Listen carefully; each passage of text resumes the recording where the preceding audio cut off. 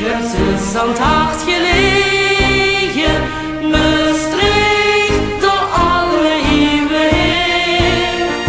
Veel bleven die altijd gelegen en deelde druiven en plezier.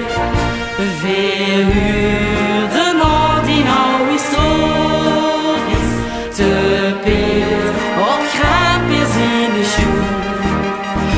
Zo geblonken bij die glories of perelde bij die nood. Wie deks moesten niet prijs gegeven, maar eerst in kroon toch opgericht.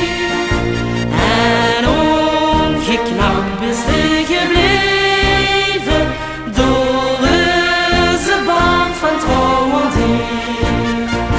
Door de handen stom gestoken, het oog gericht op starreleer.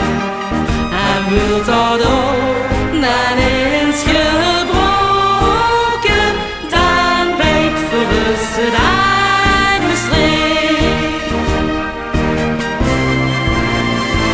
Ja, die heb ze zand hard gelegen, bestreed door alle eeuwen heen.